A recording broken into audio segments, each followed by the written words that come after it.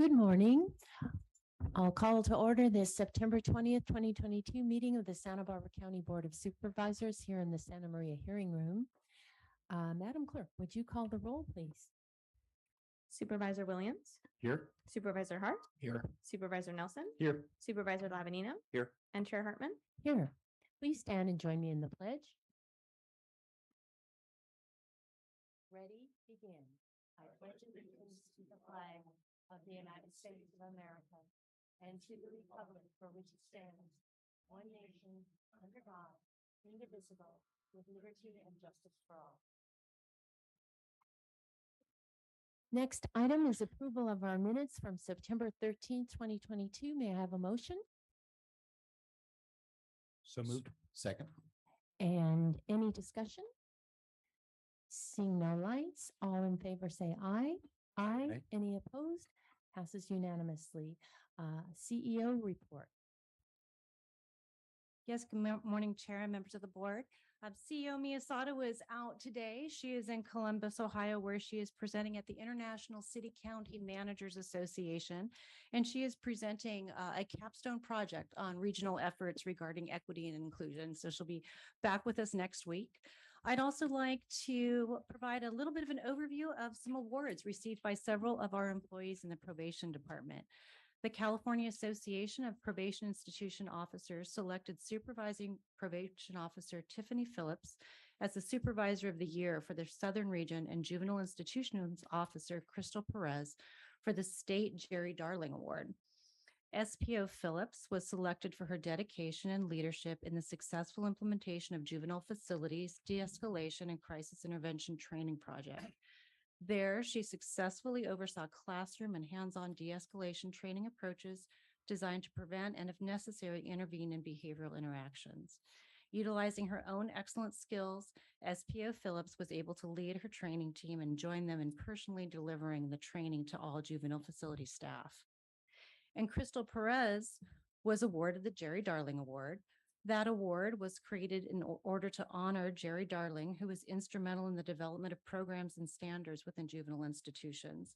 This award is designed to acknowledge individuals who are devoted to the highest principles in the operation of juvenile institutions for their contributions to the field. JIO Perez was selected for her work and dedication to the trust unit, where she was instrumental in the design, launch, and subsequent success of programs, which opened in January of 2020 and was created around the tenets of positive youth development. That's all I have to report today. Thank you, Ms. Mosnich. And they've done us proud. Very good. And now, clerk announcements. Chair Hartman and members of the board, I do have a couple quick announcements this morning. We posted an addendum to today's agenda on Friday, September 16th, amending the closed session agenda.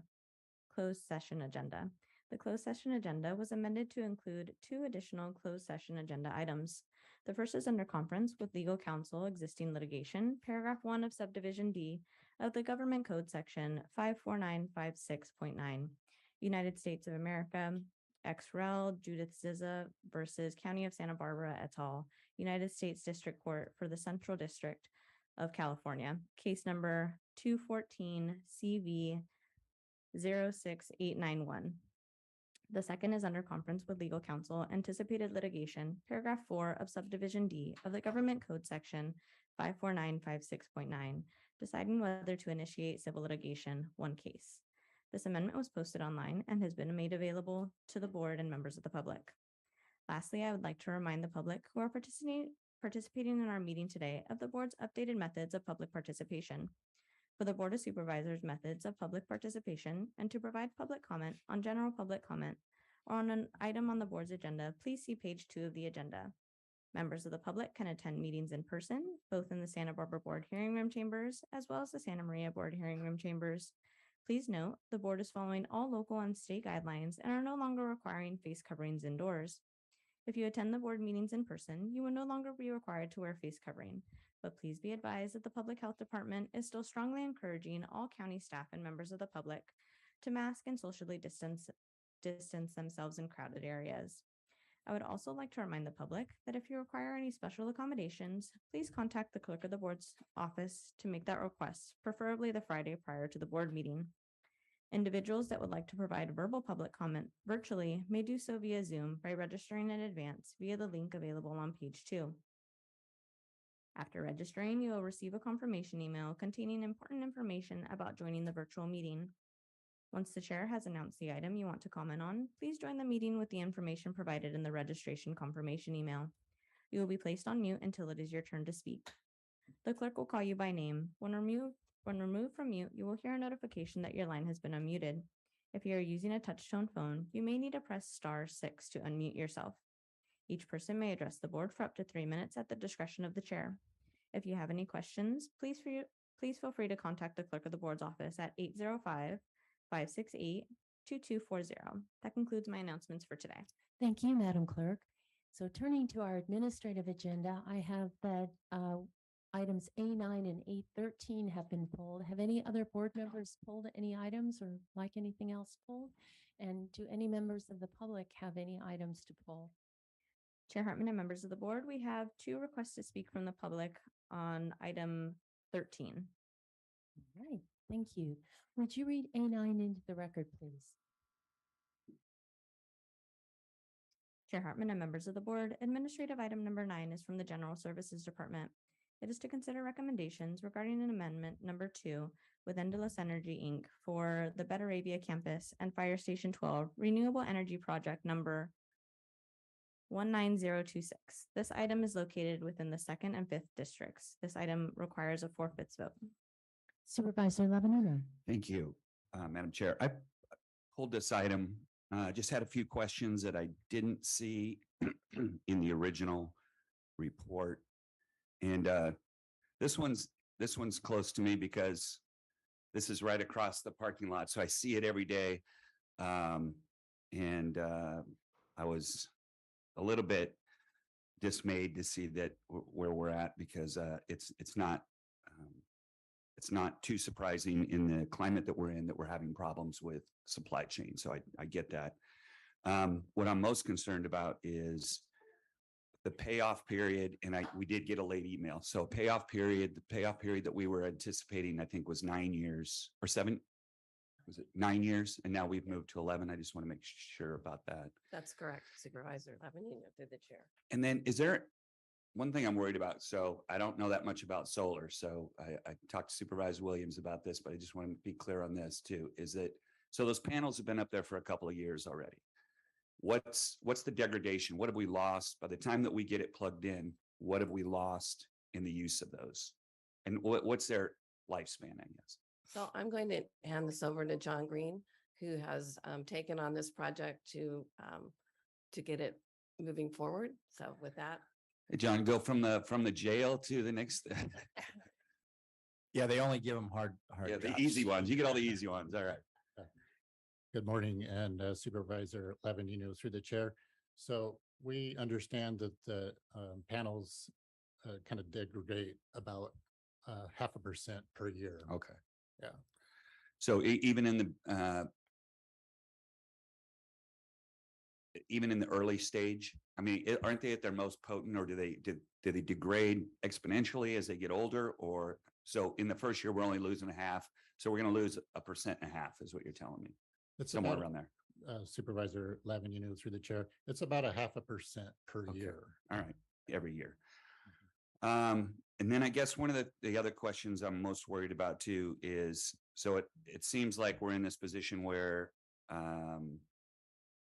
there are parts that, due to supply chain issues, that the contractor is not able to get, or just kind of explain it to me a little bit about, I want to know the details of now we're buying the parts, or explain that out a little bit. Flesh that. Yeah, Supervisor Levin, through the chair. Great question. So the county or General Services is going to procure the materials, and they are out to bid currently through public purchase. We're being told that we should have the materials. Of course, we're seeing supply chain issues on all of our projects, but we're being told that we should see everything in the first quarter of 2023 be delivered, and then we anticipate about a 3-month period to install that equipment. Okay. And then I'm trying to figure out where the increase in cost is. It kind of flesh that out for me, because if we're now procuring the parts, have the parts gone up substantially increase? Or was it due to raw material increase in costs? Why are we paying 30% more? Yeah, so Supervisor Levin, through the chair, we, it's kind of a combination of things. So material costs have increased since this contract was awarded in 2019. The cost of steel and concrete and copper has all risen significantly. And then in addition to that, labor costs have gone up, and, it's just kind of a perfect storm about this project. So as a general practice, when we have a contract with a vendor and we see a situation like we have right now where inflation is going through the roof and supply chain issues and costs are going up, is this common practice that we would renegotiate? I mean, is it allowable under our? Yeah, Supervisor Levin, through the chair. I don't know that it's a common practice, but in this particular project, there were a lot of changes made during the course of construction that also created cost impacts to the project. Okay. So we are now anticipating June of 2023, and we will be producing more electrical power than we'd originally anticipated. Yes, Supervisor Levin, through the chair, we are generating, I think it's almost 0.9 megawatt versus the 0.8 megawatts when this initially went into design. So we're generating more. We're confident that we'll have the system completed and installed in June 2023. And then we'll go operational shortly after that, depending on approvals from PG&E and when we can start generating power. And all the other work inside the buildings, replacing all of the lighting, all that's already done. Yeah. Correct. The LED upgrade is complete. Okay. Thank you very much. Appreciate it. You're welcome. I had a question as well. The 11-year payback period, if the cost of energy continues to rise, will that then be shorter? Yeah, Chair Hartman, that's a great question. So yes, what we're seeing is when this was put together initially in 2019, it was about 19 cents a kilowatt hour. And currently we're looking at 25 cents a kilowatt hour, and that's expected to continue to rise. So if you factor that into the formula that we put together, the actual payback period is still about 9 years. But using the original formula that was put together for this project, we're at 11.8 years. Okay, thank you. I don't see any more lights, and I'm still a very enthusiastic supporter of this project. I think with unstable energy prices, the more we can produce here on site with solar is a very good thing. Thank you. Thank you. A13, would you read that into the record, Madam Clerk?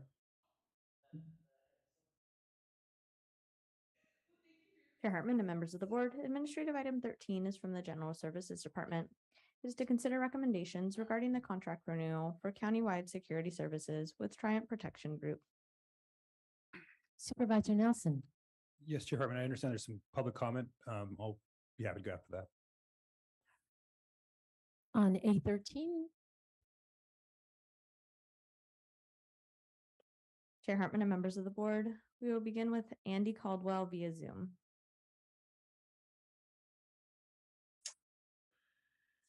Chair Hartman, members of the board, Andy Caldwell representing CoLab.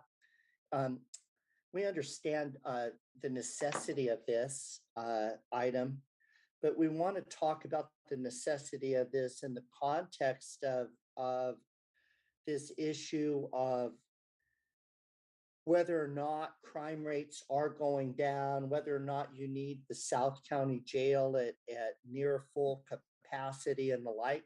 Because obviously, some of these buildings are in Santa Barbara, the city of Santa Barbara. Some of them are in the city of Santa Maria, and some of them are in the county of Santa Barbara.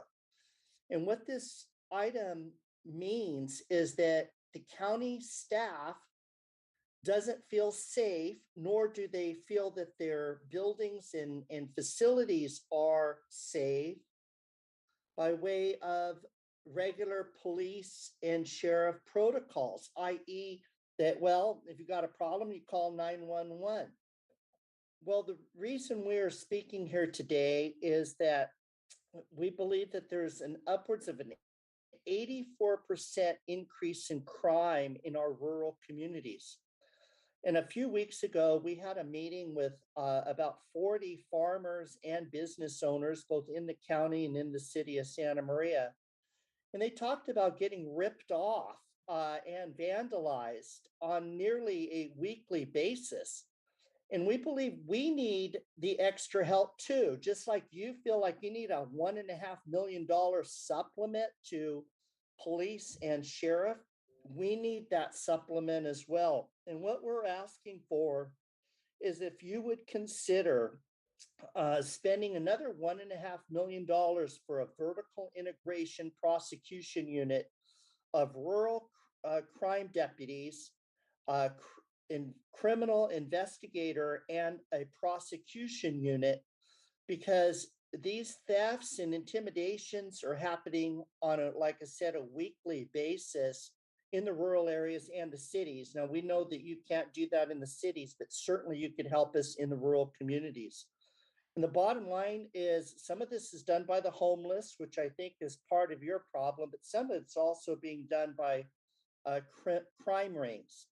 And the damage is astounding to the farmers and also other businesses.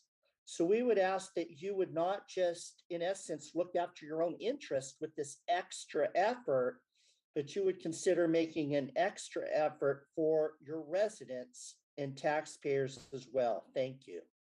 Thank you, Mr. Caldwell. And now we have Jim Stolberg here in Santa Maria.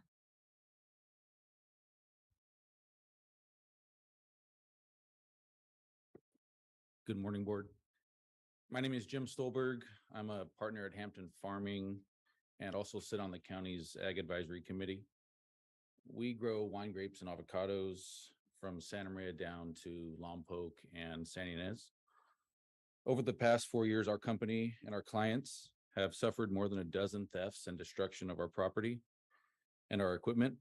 These damages have cost us well over $100,000. We've worked closely with Detective John Fleming in recovering property and attempting to prevent further damages. However, frankly, he's just spread too thin.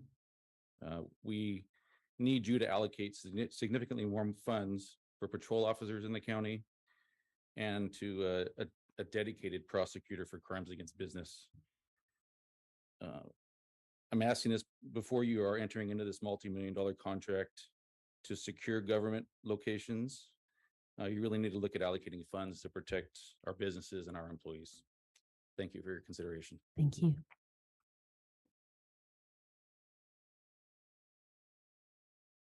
Does that conclude public comment, Madam Clerk? Chair Hartman and members of the board, we received a request to speak for items A1 through A4. We'll go back to those, but on this item, Yes, it does. Supervisor Nelson. Yes, thank you, Chair Hartman. I think there's two issues here. There's the contract, which I wanted to pull this item to talk about the contract. And there's a real crime issue. And I think there's some additional speakers that might be speaking in public comment, and I'll delay my comments until after they've spoken about this important issue. The reason why I brought the contract up specifically is, I was opposed to this enhancement for security in the past. I think that we're not there as a society that we need to have that level of protection. And so I voted against this when we previously proposed it. So I'm going to, again, stay consistent and vote against it today.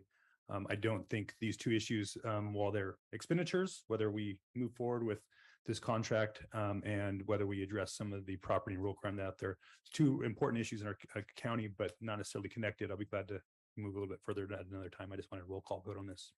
And Director Pell, did you have something you wanted to clarify or say, or just available for I'm questions? just available for questions. Supervisor Labanino. Thank you, Madam Chair.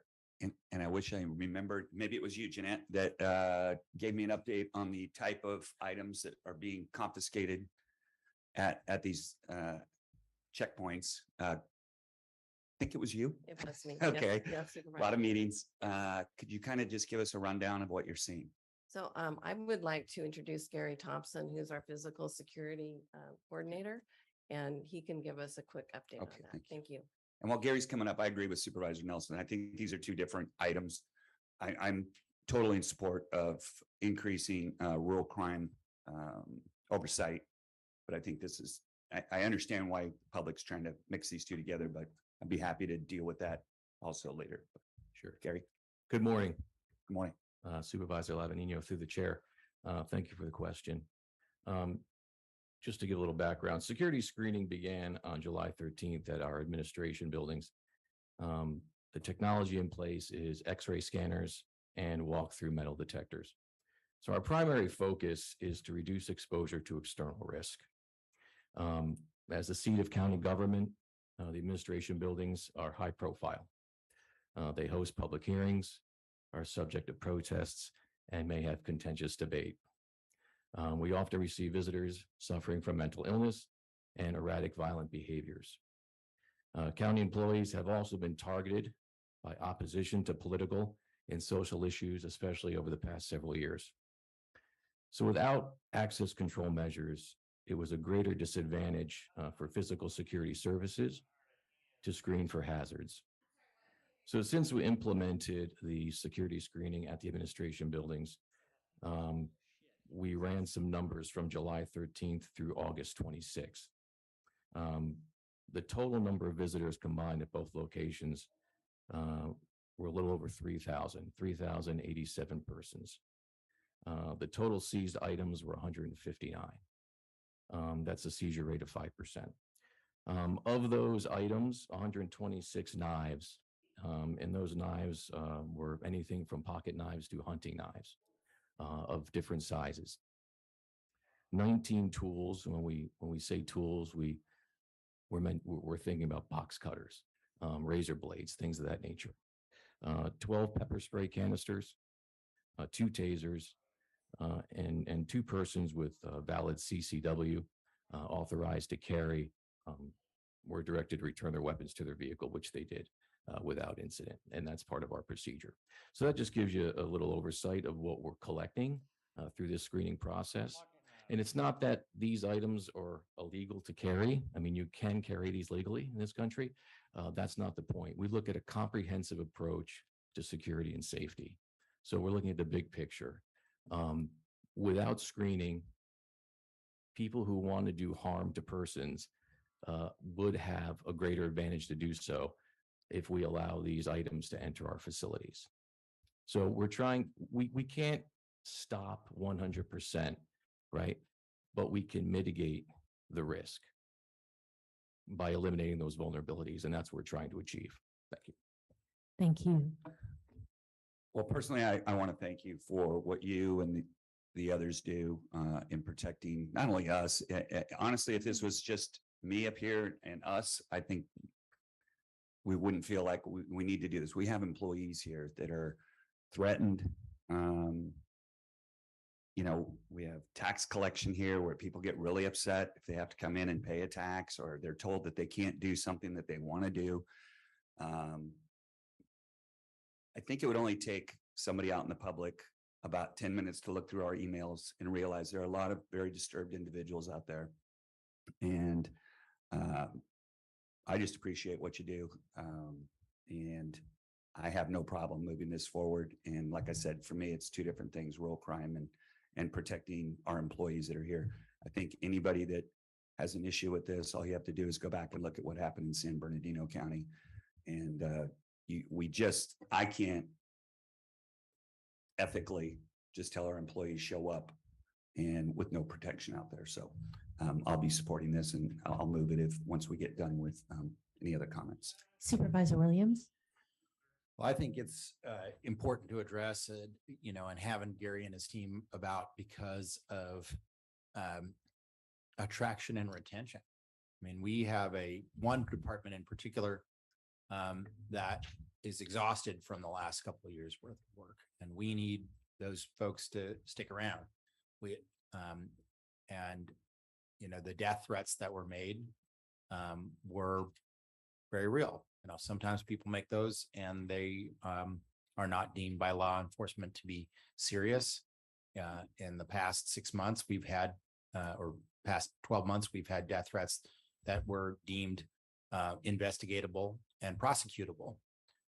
And in that context,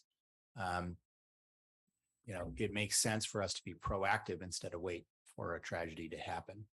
On the issue of rural crime, I very much want to have more proactive policing, but I think people are under the false assumption that if we augment the sheriff's budget for more personnel in rural crime, that we would actually have more people in the department. That's not what would take place. The undersheriff came to us and said very clear what he would do is staff it with any augmentation that we made.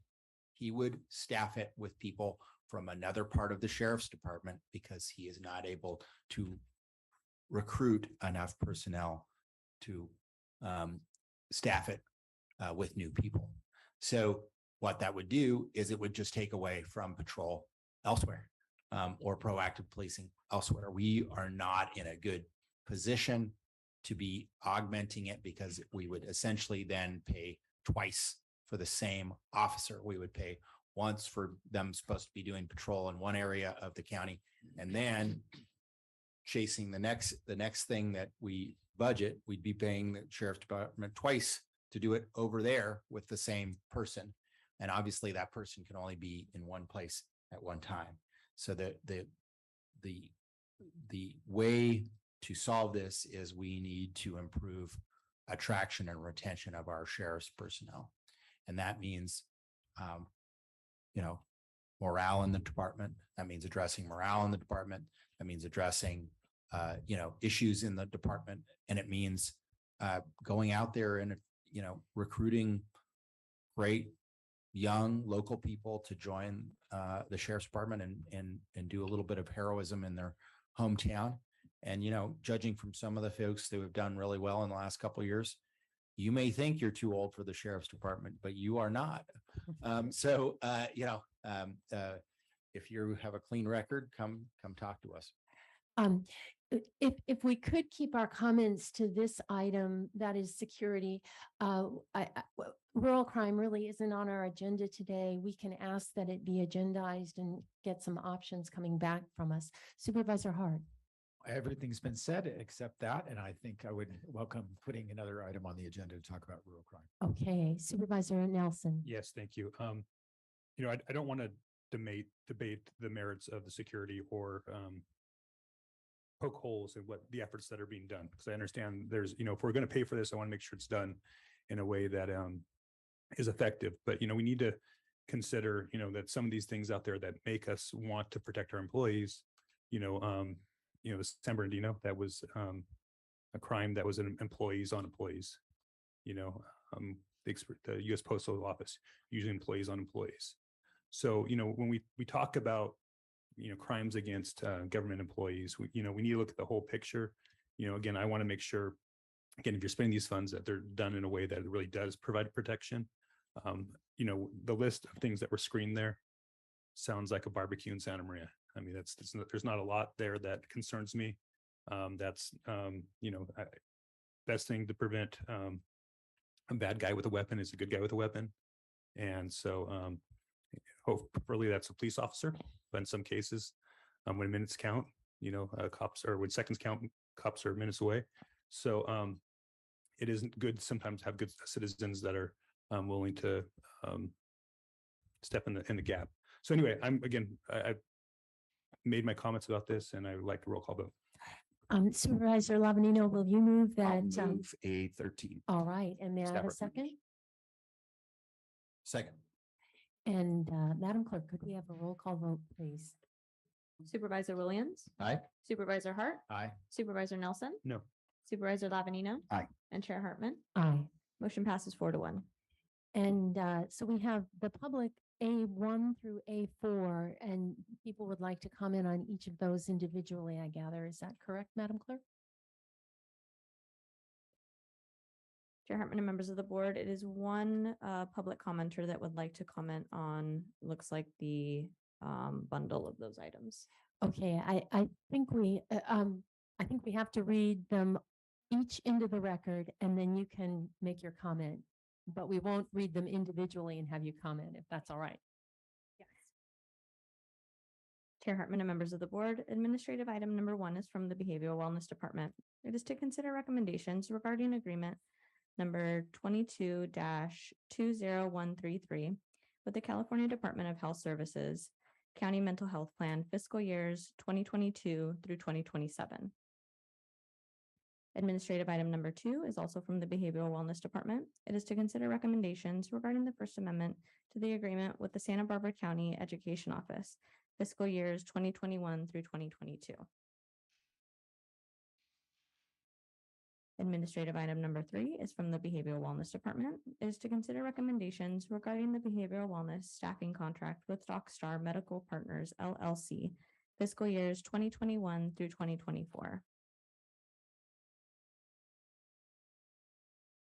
Administrative item number 4 is also from the Behavioral Wellness Department. It is to consider recommendations regarding the Behavioral Wellness American Rescue Plan Act mental health agreement with Lompoc Valley Community Healthcare Organization, Inc., fiscal years 2022 through 2024.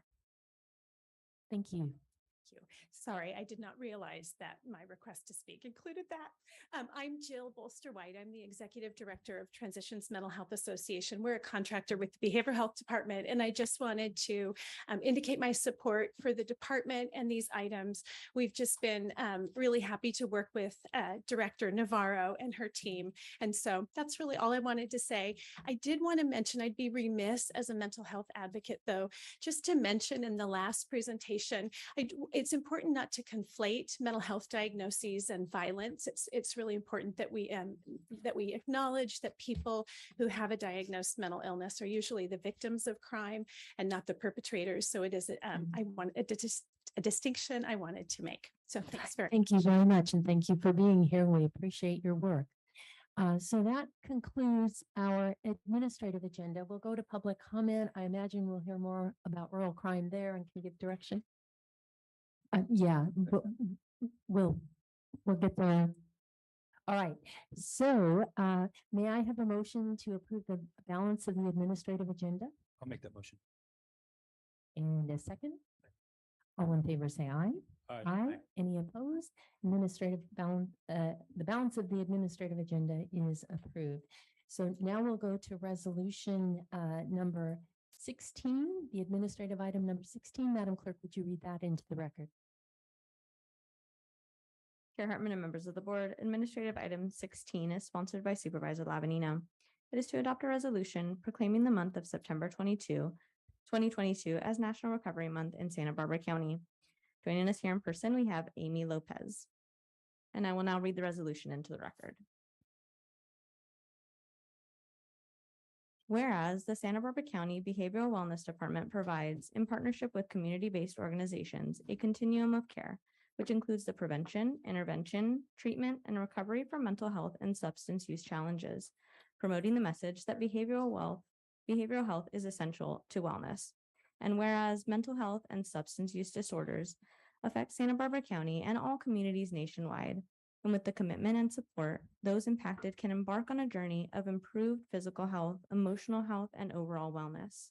And whereas the Recovery Month theme, Recovery is for Everyone, Every Person, Every Family, Every Community, celebrates all people that make the journey of recovery possible and spreads the message that people can and do recover every day. And whereas Recovery Month promotes new evidence-based treatments for those battling addiction and focuses on recovery practices that need for a strong recovery community with service providers who help people who are undergoing recovery. Through Recovery Month, people become aware and able to recognize the signs of mental health and substance use disorders and encourage people in need of recovery services to seek support and treatment. And whereas the County of Santa Barbara Behavioral Wellness Department collaborates with partner agencies and community-based organizations in all areas of the county to ensure everyone has the opportunity to achieve and sustain long-term recovery by improving their health and wellness, living a self-directed life, and striving to reach their full potential. And whereas we encourage continued collaboration and integration of services to ensure success for individuals and groups who are in long-term recovery. And whereas the Recovery Month observance will continue to work to improve the lives of those affected by mental health and substance use disorders by raising awareness and educating communities about the effective services that are now available, and by celebrating all recovery achievements. And now, therefore, be it, and it is hereby ordered and resolved that this Board of Supervisors proclaims September 2022 as National Recovery Month in Santa Barbara County and encourages all residents to support men, women, youth, and their families who are in drug and alcohol addiction treatment and mental health recovery programs throughout our county, passed and adopted today.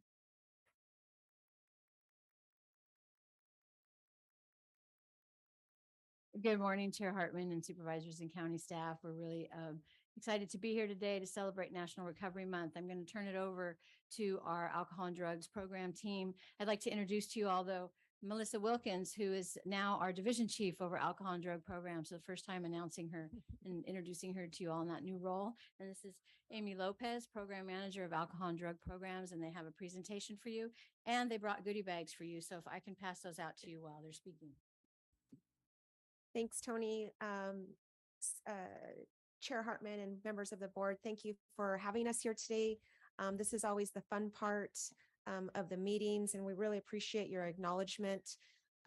Tony stole some of my thunder. This is our new division chief, Melissa Wilkins, so I'll just say it again. I'm very excited to have her here today and glad that they came down from South County to join us here in our favorite North County.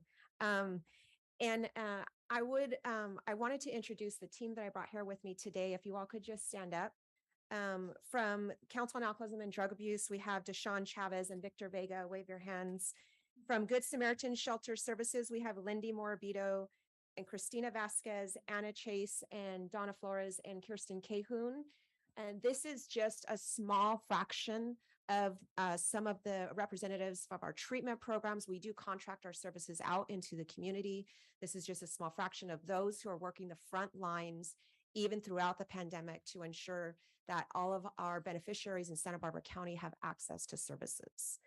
So like Tony said, we did bring you, I'm going to rephrase that, they're not gifts or goodies. These are actually outreach packages. So this is similar to what you would receive if you are in the community.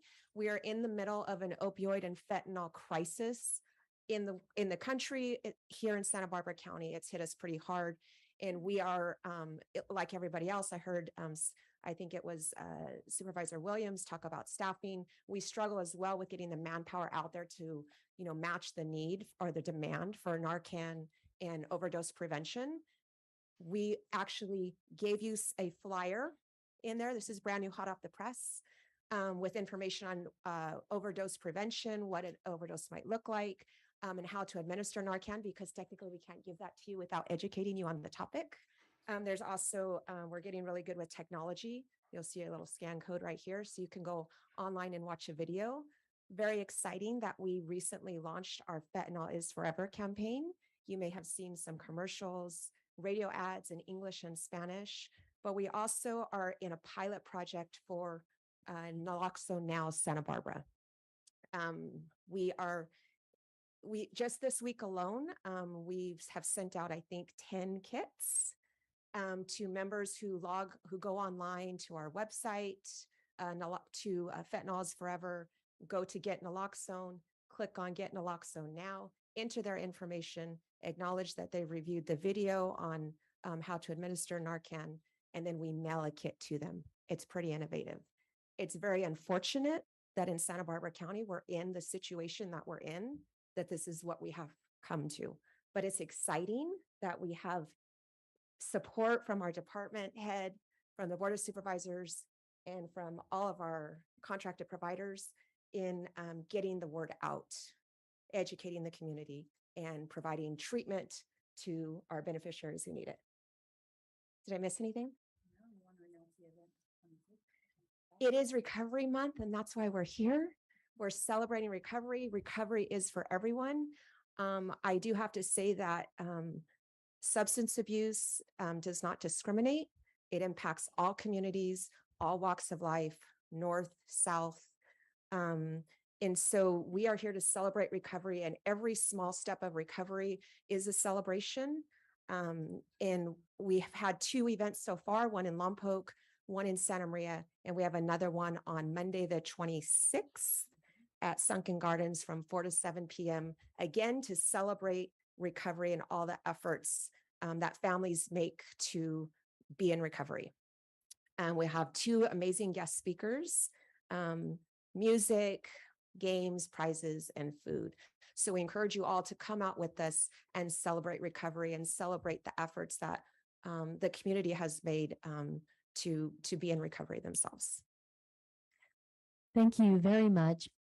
I just wanted to say I was at a Labor Day picnic and Be Well was there. I was at the event in Lompoc, and Be Well and many other county departments were there. And what strikes me is that you're not sitting in your office waiting for people to come. You're getting out and you're hiring people. I went to an Allen Hancock College event where they featured somebody who you've hired, somebody who had been in gangs, been in prison, been addicted, and recovered, got his AA degree. Now he's working towards his bachelor's degree, and he's changed his daughter. They're getting their bachelor's degrees together. So you're bringing people in who have life experience that many others then can relate to. So that's an aspect of cultural competence that I think is really, really important. And I think all that you're doing in outreach and meeting people where they are is extremely important. And I just wanted to add, Supervisor Nelson and I have participated along with Be Well and others in the sheriff's forums on fentanyl, and can't overestimate how devastating that is, and that fentanyl is sneaking into other drugs. For example, in Hollywood, the stars no longer use cocaine because it may be tainted with fentanyl and kill them. So it gets into other kinds of drugs, and you don't know that. And it comes it comes in pills that look like they're legitimate and they're not. So you have to be really, really careful. I don't know if you'd like to say any more about that, Director Navarro, but about the camouflage and why you may not be having what you think you're having and why you have to be so careful. I just really appreciate you making that announcement. And as the Board of Supervisors in our county family knows, we lost a beloved county family member this past weekend just to that exact thing. Taking a pill that you don't know is tainted with fentanyl and leaving behind a young family and a devastated county family. So just really appreciate you getting the word out. Mom was a close family friend. And I just really want to make sure that the community knows it's not just at these events that we have information and access. I'm here giving out our stress balls today that have the information. Naloxone Now on our website can get free Narcan, and just encourage everyone to have Narcan and it available to you and your family, because you just don't know, because it is that dangerous. And really asking people to work with their healthcare providers when they're not feeling well, when they think they need something to feel better, whether that's pain or emotional pain. Please go to the professionals and seek professionals. Our county is experiencing literally an epidemic. Was in a meeting yesterday with the sheriff, and we are on track. Unfortunately, we've had about a 40% increase in accidental overdose deaths in this county in this year alone already. So thank you, and please reach out. We have our information right on the front page of our website for Be Well. We have the Naloxone Now, and when you come to outreach events, we have lots of information for you and as family members or yourselves to begin a journey of recovery. Thank you. Tony, you just mentioned a number of how many deaths thus far this year? Okay. Was 112? 112. Yesterday, Sheriff Brown was anticipating upwards of 190 by the end of the year if we go on track with how many deaths we've had in the last few months. Got it. Thank you. Thank you for really emphasizing what we're facing. Thank you. So now we are turning to general public comment for items not on today's agenda, but within the Board of Supervisors and County's purview. Madam Clerk. Chair Hartman and members of the board, we have 5 requests to speak on general public comment. We will start with Reve Moron in via Zoom, to be followed by Anna Citron.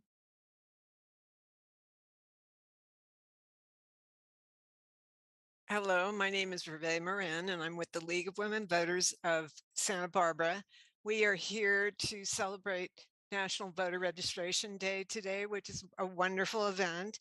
And I wanted to alert you, I'm the VP for Voter Service with our local league, and I wanted to invite you all to come to some events that we're having to educate voters very soon.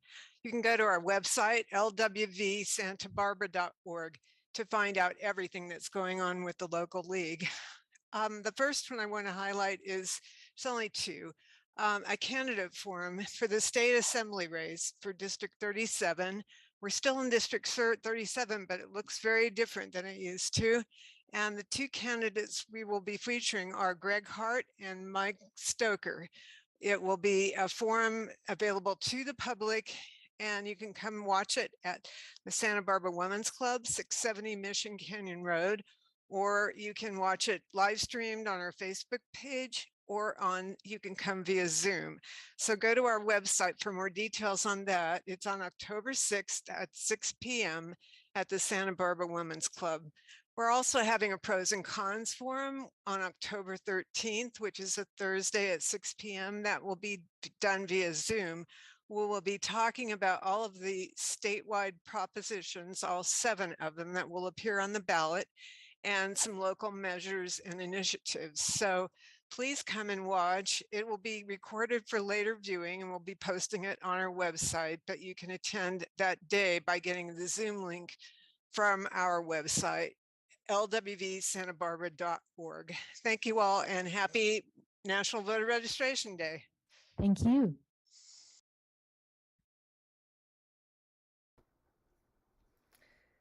Madam Clerk, our next speaker. Anna, you've been unmuted, so if you want to unmute yourself on your end. Good morning. Can you hear me? We can. Good morning, Chair Hartman and Supervisors. Anna Citron with the Law Office of Mark Shatillo, representing the Santa Barbara Coalition for Responsible Cannabis. With droughts increasing in frequency and duration, and our water resources increasingly scarce, it is critically important that all water users play by the rules, and that state and local agencies, including the county, exercise their jurisdiction over projects within their purview to ensure they have a demonstrated water supply, including the legal right to use and store adequate water for the proposed use. Cannabis cultivators specifically are subject to the State Water Board's cannabis policy, which prohibits the diversion of surface water, including subterranean surface flows, during a forbearance period that includes the summer months. Unfortunately, what we discovered after many months of investigation, detailed in the 162-page complaint we filed just over a week ago with the California EPA, State Water Resources Control Board, and the California Department of Fish and Wildlife, is that many of the cannabis cultivators located along the Santa Ynez River are illegally diverting subterranean surface flows of the river.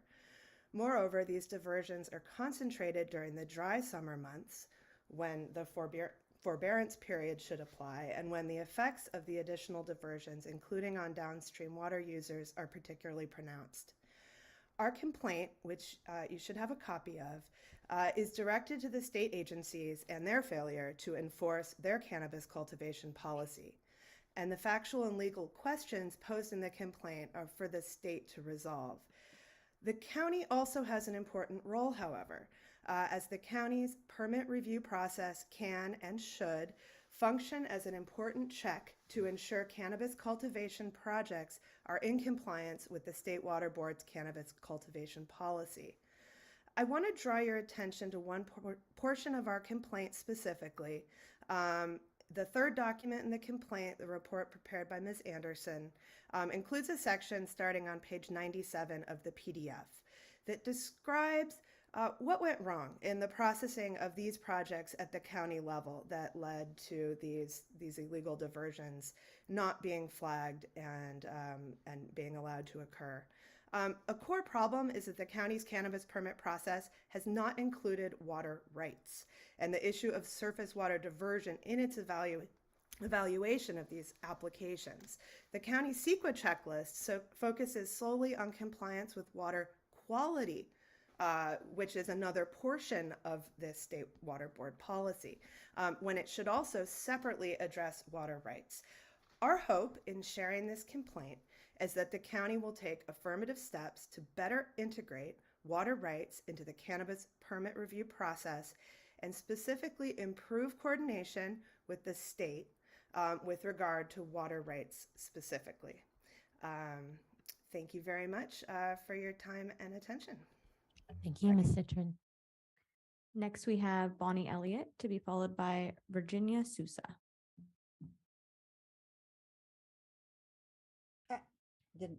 Hi, this is Bonnie Elliott. Can you hear me? We can.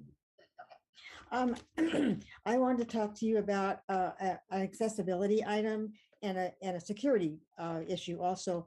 I am in a wheelchair, power wheelchair, and I had an incident on August 12th at 2:00. I was in a group that had a guided tour to the church, the clock tower, the workings of the clock tower in the county building. When we were taken to the docent where she was located, there was also security guards. I was not able to go down the steps to where the security guards were. I was not checked at all. They did not check any of my bags. I had two bags on me. They did not check them. I could have gone through. I did go right through, and I could have caused a major mess. When the docent saw me, she literally freaked out. She looked at me and she goes, oh, we have a situation. I mean, she literally said that. She had no idea what to do with a person in a wheelchair. I have since found out that docents are all volunteers. They're organized by an organization, a nonprofit that's not, it's a nonprofit, has nothing to do with any of the government stuff, which is really bad, because you need to pay attention as the Board of Supervisors who's representing the city. That was horrible. That was absolutely a horrible experience. We did go on the tour. There is no signage anywhere regarding alternative routes. There used to be before the pandemic. They've gone away. No one knows, or very few knows very well, what other elevators to take. There's no signage in the elevator, what floor to go for if you're in a wheelchair. There's nothing, guys. What's going on? This is awful. And you guys, people from all over the world come to the tower, come to the courthouse to see for the tours. This is awful. Let's see what else. Oh, we made it. We did good when we finished the tour, which we were interrupted, by the way, numerous times. We had to close the door to keep people out, but it was hot in there, so you need a fan. Coming back down, we got off on the wrong elevator, and we were at the steps by the information window or whatever. The guy was rude to us. He goes, go back in the elevator and go down to blah, blah, whatever the store. Anyway, there should have been a sign in the elevator, what button to push for a person in a wheelchair. That's not. That's so easy to fix. On the outside of the building, there's no way to, there is a wheelchair access. I've seen the signs. They're gone as to bypass the grounds. Thank you for your time. Thank you, Ms. Elliott. And I see that our ACEO is taking copious notes on all that you said, and we really appreciate you bringing that to our attention.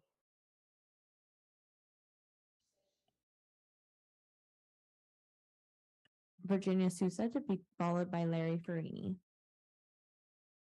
Good morning, Supervisors. I'm Virginia Souza, President of the Santa Maria Valley League of Women Voters, serving all of North Santa Barbara County. Today, we're here to celebrate National Voter Registration Day for the 10th year. The League of Women Voters was formed over 100 years ago as women We're lobbying long and hard for that right to vote. The League continues to be highly valued in communities across the country for providing nonpartisan, factual voter information and for activities promoting voter access and registration. Here in Santa Maria, we've had numerous registration drives at the local college, Ellen Hancock, campuses in Lompoc and Santa Maria. And we are hosting a talk by County Clerk, Registrar of Voters, Joe Holland, this Saturday at 11 a.m. in our public library, 412 South McClellan Street, followed by a second talk at 2 p.m. in Guadalupe at Little House by the Park, 4681 11th Street. The topic is safeguarding your votes in Santa Barbara County. October 19th at 6:30 p.m. in Ethel Pope Auditorium at Santa Maria High School, League of Women Voters Santa Maria Valley will partner with future leaders to host a candidate forum for the Santa Maria Joint Union High School Board of Trustees. We have some pros and cons on all the propositions to pass out to our audience today, along with some easy voters that come from our national headquarters and our state. Thank you for this speaking opportunity. Thank you very much for being here and all the work you do to protect our civic society and our government. Larry Freeney, to be followed by Bob Engel.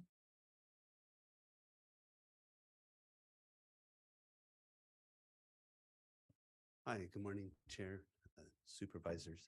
Thank you for being here and for your service. I wanted to talk to you about the effects of rural crime on our ag community. And I know you guys hear a lot of statistics, but I have a chart here from our office, and it's about once a month we get hit, and it's usually between $10,000 and $30,000 of damage. Well, damage and theft. And how this affects our employees is something maybe we don't hear about. I see how it does affect our sheriffs. There's so much crime out there that it kind of diminishes their morale. And it's going to be a big task, as Supervisor Williams was discussing. It's not throw money at it or one thing, but so a tractor gets stolen and some drip tape and some materials. The crew comes the next day. Well, there's nothing, there's no tractor, there's no materials. So they lose the wages for that day too. So that crime spreads out, those effects. We have smaller growers on both sides of one of our farms, but we farm Lompoc, Los Alamos, Guadalupe, in Santa Maria. So we're kind of spread all over. We have a lot of neighbors. And one neighbor yesterday, he said, well, I am going to stay out at my field, right, and try to protect my assets. And that's out of frustration, but that's not good. He has a family. He should be home with his family. I'm worried about his safety. If he's out there by himself and we have people we don't even know, all these guys, what could happen to him, right? And then what are those effects? So I'm hopeful that we can all come together and maybe get this agendized and all start to work on it collectively. Thank you for your time. Thank you, Mr. Farini, for being here. And now we have our final speaker, Bob Engel. Good morning, Bob Engel, Engel and Gray. We're celebrating our 76th year in business here in Santa Maria Valley and serving the Central Coast. I'm here because I'm not quite as elegant or calm as Larry, but we're getting hit hard with crime. And if you think recidivism or, I do challenge with the English language, so pardon that, but we need to put people in jail that commit crimes. And I've sat there on TV watching some lady come here, give you once a month things with this graph and how great it is. We're keeping people out of prison. We're keeping people out of our jail. We built a beautiful jail here, but we have a crime problem. Larry's saying once a month. I have once a week. We had farm day on Saturday. Great open day house for the public. Everybody came. Monday, we show up to work, 3 trucks had their catalytic converter cut off. So what did our employee impact?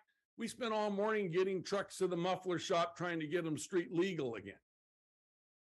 And this is not just me. This is up and down every street in Santa Maria Valley, every rural street, everything. We need funding for the sheriffs. I noticed on your agenda, you're spending millions of dollars for your own protection, for security for you. You guys have the sheriff's department. Put that money into the sheriff's department where they can do some good. You need broader, bigger thinking here. You can't be not funding the police, the district attorney. We need to be putting these people, these repeat offenders need to go to jail. And I tell you, if you just read what's left of the Santa Maria Times, maybe you probably don't because you're down in South County most of the time, but every one of them is on probation. And then you're turning more power over to the probation department. They can't control them. I want to know who's going to be watching all the bracelets. How are they going to track these people? We have a crime problem. We need help. You need to fund the district attorney. You need to fund the sheriff. Thank you. Thank you. Madam Clerk, was that our final public speaker? Madam Chair, yes, that concludes our public speakers for today. So I think, Before they leave, go ahead. ladies from League of Women Voters, I just wanted to thank you for being here. I just wanted to give a little glimpse into just my district of how severe this is. Each of us represents about 90,000 people in our districts. I have 28,000 registered voters. 5,700 people showed up in the last election. Okay. So I'm sure Bob voted because he's fired up. We got to somehow figure out how to get that stress ball going. I got a feeling that thing's going to be a diamond when you get done. So there's something we have to do. And I know you guys have been doing this for a long time, but and some of it is people are fed up with their government and don't feel like their vote matters. Something's got to change. People are just disengaged and have given up. So I appreciate your work, and I'll be watching October 5th or 6th or whatever that is. Supervisor Nelson. Yes, thank you, Chair Hartman. So I also attended the forum that was held a few weeks ago with some of our business owners and with the undersheriff as well as the district attorney-elect talking about rural crime. And it's probably one of the top issues I hear about when I talk to my constituents. It's something that's not going away. It's only getting worse according to the statistics. There's needs to be a more concerted effort. Some communities throughout the state of California engage in task force where they get a more unified approach with their neighboring counties. A lot of these criminals are leaving their county to commit crime in our county and vice versa. And so it needs a more higher level look at it, as well as resources. I mean, there's a couple different ingredients here. In my conversations with DA-elect Sabernach, he came from Fresno County, where they have a very robust rural crimes task force. But I also want to show the public, and I want to show our law enforcement partners that this board also supports their efforts. So I would like to maybe have the DA and the sheriff come back with an item on rural crime. What's the status? What's the funding? What are the options out there, and how our board can put some things in place to solve that problem? To me, it's not, take $1.5 million from security and throw it to the sheriff's department. If it's 5 million, it's 5 million. It's 300,000, it's 300,000. Let's solve the problem. We know that things are getting worse. We are running behind these criminals in our community, and we need to have a more concerted effort to addressing this problem for all of us. So I like to request if we could have an item maybe come back by the end of the year. I know we have some pretty busy meetings in October and November, but potentially in December, might be able to have an item where we can discuss this, and then also invite the public, because I think some of these stories are need to be told. This frustration that Mr. Engel has is built up because he doesn't seem to be listened to, because the problem continues to get worse. So I like that opportunity for us to try to move this forward. And Supervisor Nelson, you serve on the Rural Counties, California Rural Counties Organization. And I'm wondering, this is not limited to Santa Barbara County. What if you could participate perhaps in that process or connect us so that we can find out what's happening elsewhere. Yes, thank you, Chair Hartman. I just got back from the annual meeting of the Rural County Representatives of California up in Napa this last week. And this was one of the hot topics that was being discussed among my colleagues in the more rural counties of our state. So I'll be glad to work with the Sheriff's Department and the DA on putting together that presentation, because I think that there's a lot of options that we need to be exploring. And it's not just a one size fits all. It's not just money, and I think Supervisor Williams brings up a good point. Just because we fund a position doesn't mean it's going to get done. And so, that's something I continue to commit to working with you and the rest of the board and making sure we get those fully funded positions so that we can really expand and address things like rural crime, community crime, proactive policing. Big thing with this fentanyl is that, we have a supply issue. We have a lot of fentanyl coming into the community and we can't really deal with it because we're underwater. So committed to that. All right. Madam Chair. Yes, Supervisor Hart. Yeah, I just want to add to the conversation. I mean, it's obvious to us because we live in this world, but I can understand there might be some confusion from members of the public about the subject of rural crime because, we have independently elected sheriff and district attorney who are 100% responsible for their own departments and their use of resources and their recruitment, their commitment to different projects and emphasis on where they put their dollars. And I understand why you're here because we have regular meetings and there's an opportunity for you to come and bring this issue to our attention. But ultimately, those independently elected officials are responsible for taking on these challenges. If they're telling you it's a funding problem, then we need a bigger conversation. Mr. County Council. Madam Chair, members of the board, it sounds like there's definitely interest in bringing this item back, and the Brown Act does allow brief responses to public comment, and I think we've achieved that, and I just recommend that you schedule. All right, well, I'm going to say my piece too. And it's directly addressed to the question of whether I have to have a hearing. I do not believe that we should, since we have already allocated the money necessary to do this. We allocated $2 million in overtime, and we promised up to $2 million for the department. All the department has to do is actually hire people sufficient to need the $2 million. So we have already allocated that money. They simply don't get it until they actually hire the people. And so this is a disingenuous effort to leverage us for more money when we've already promised the money for this and other public safety purposes. If I might just say that a task force and roles at the public and partnerships, I think it's a broader question than just hiring another rural deputy. So I think I see some nodding heads that we'd like to see that come back. And so with that, we'll close public comment and move on to departmental item number 1. Madam Clerk, would you read that into the record, please? Chair Hartman and members of the board, departmental item number 1 is from the Planning and Development Department. It is a hearing to consider the continuance of the Hostel rezone and tentative track map, rezone number 15RZN4 and tentative track map number 15TRM11 to October 11th, 2022. I would like to note that we received a request from the department to continue this item to October 11th. However, we received an updated request this morning to revise that date to November 29th, 2022 in Santa Maria. Representatives from the Planning and Development Department are here. I will now turn it over to Chair Hartman and members of the board for further discussion. Mr. Wilson? Good morning, Madam Chair, members of the board. I also have Ms. Reese with us today, who's the staff planner. As already mentioned, we received late information as of this morning that the applicants are asking it to be continued once again to November, and I believe the date would be November 29th. So staff would support that continuance if the board so chooses.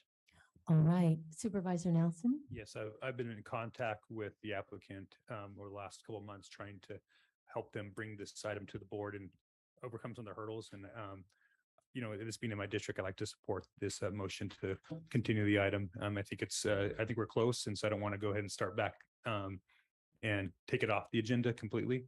So I would like to make a motion to continue this item. Second. Oh, okay. And is there any public comment on this item on the matter of the continuation only? Madam Chair, members of the board, I have no request to speak on this item. Thank you. So we have a motion and a second. All in favor, say aye. Aye. Any opposed? Passes unanimously. Turning to item number 2 on our departmental agenda. Madam Clerk, would you read that into the record, please? Chair Hartman and members of the board, departmental item number 2 is from the County Executive Office. It is a hearing to consider recommendations regarding a presentation on the American Rescue Plan Act of 2021 Coronavirus State and Local Fiscal Recovery Funds Update and Adjustments.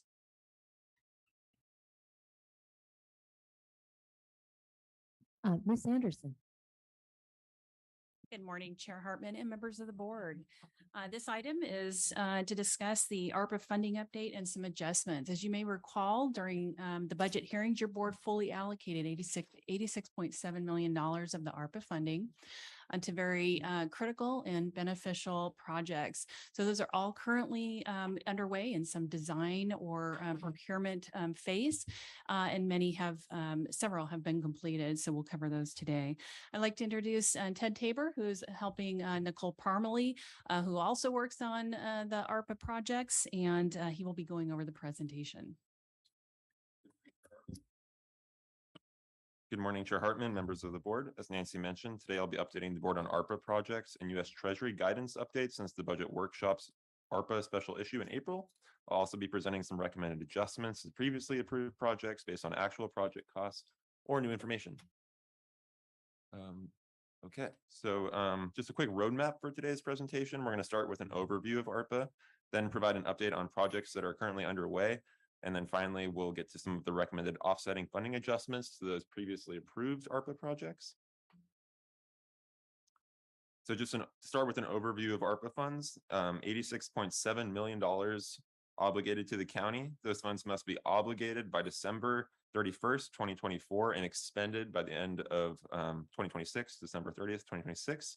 The intent of the funding is for community recovery needs and COVID-related costs, and there's an emphasis on equity or serving underserved and low-income areas. So here you just see a quick list of board ARPA state and local fiscal recovery fund discussions to date. The board last discussed ARPA at the April 18th budget workshop special issue, which is the asterisk date there at the bottom. So this is the last slide providing an overview of ARPA, but I just wanted to note that U.S. Treasury does continue to release new guidance documents and clarifications for administering and reporting on these funds. Since April, Ernst & Young is now working with the County Executive Office and county departments to help document project eligibility and program or project compliance, such as procurement, federal contract terms, monitoring, and reporting.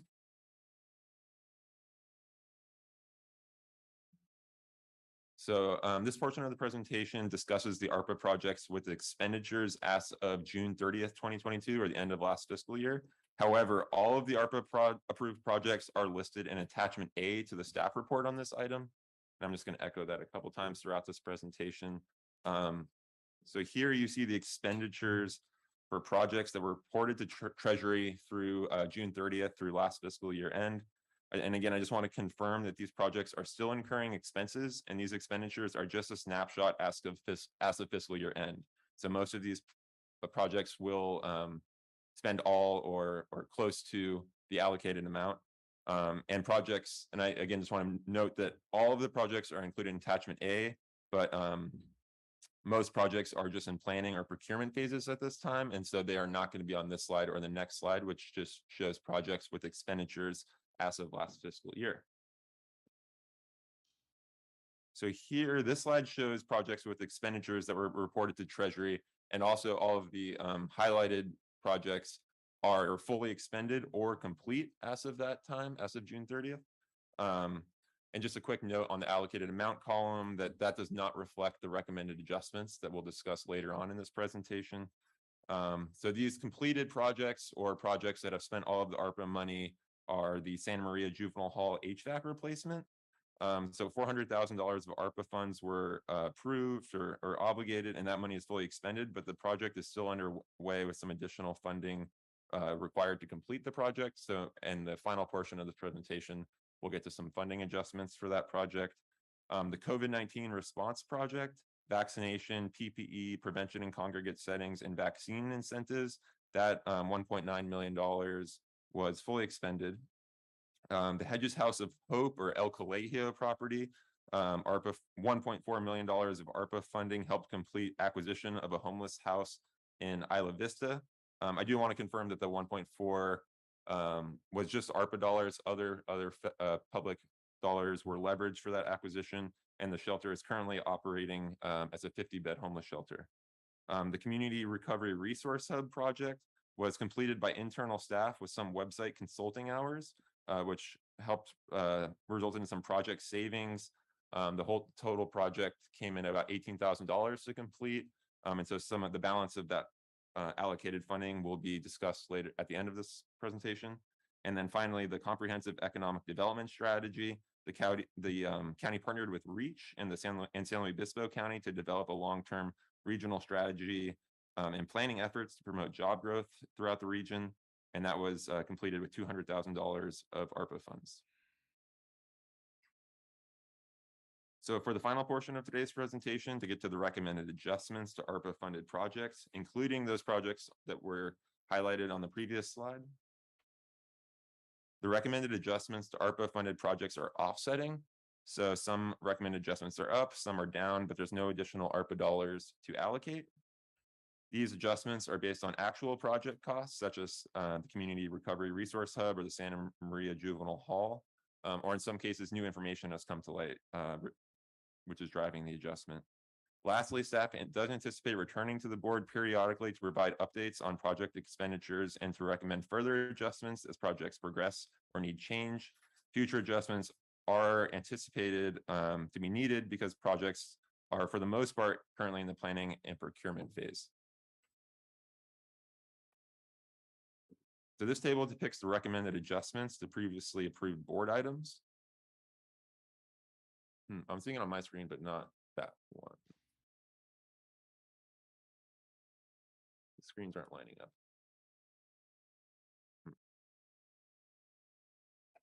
A lag. No problem. I'll just wait.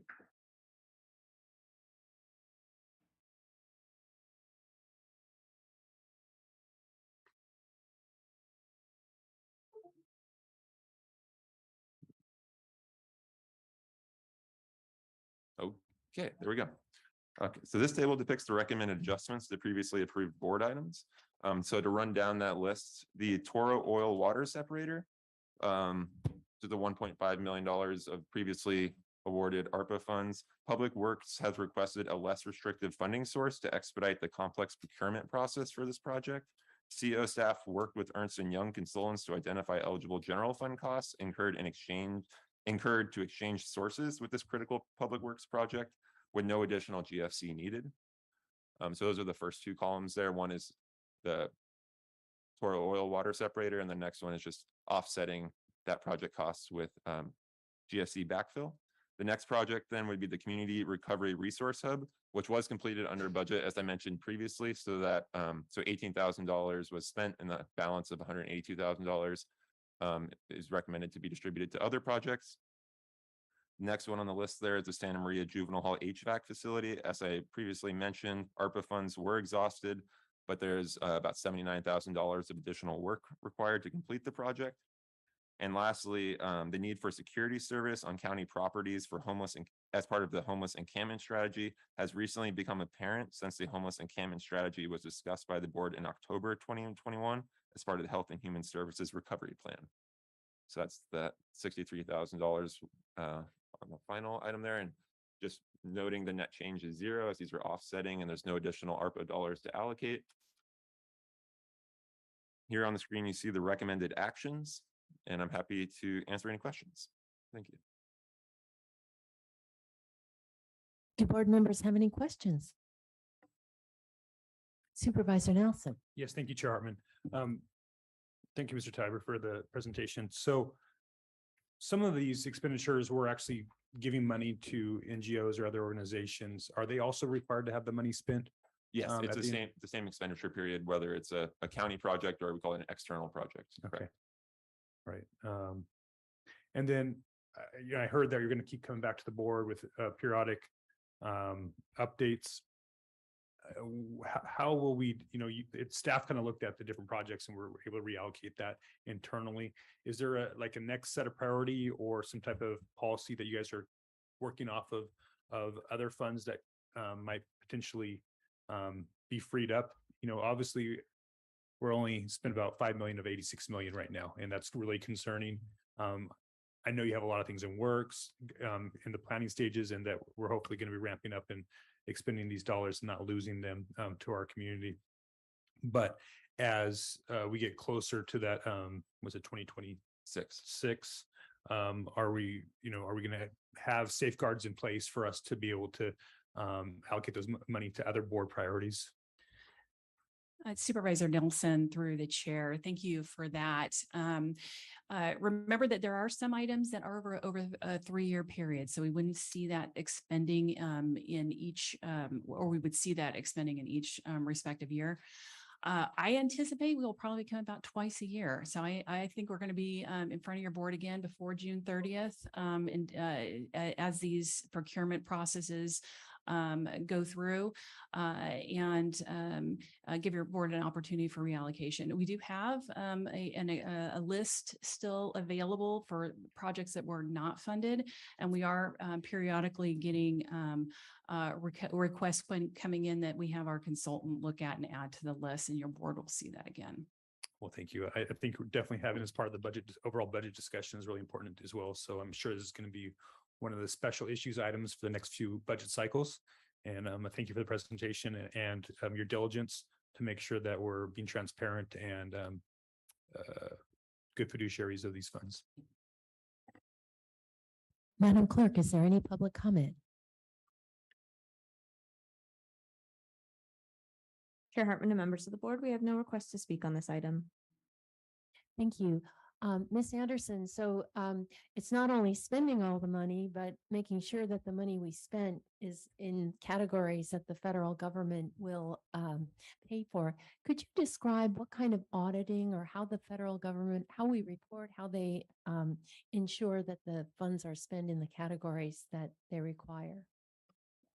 I'll start and then I think I'll let Ted, because he and Nicole have been actively preparing those. We do have to report quarterly on the expenditures. And we do have Ernst & Young now as our consultants. They are spending quite a bit of time with the departments who are incurring expenditures to ensure that one, from the beginning of the procurement process, that language appropriate and the understanding with the vendor that or consulting services, that these are federal dollars and how those have to be accounted for. So it's quite strict and it's really a constant look at the documentation that departments are working with, but we are pleased to have EY helping us with that process. And anything we should add there, Ted? No, I think that was a pretty comprehensive summary. I just note we have in addition to the quarterly expenditure reporting to Treasury, there's also the annual recovery plan, which is now recently was completed and is on the CEO's website. And then we also have, that pretty much covers it. So the quarterly and annual plans.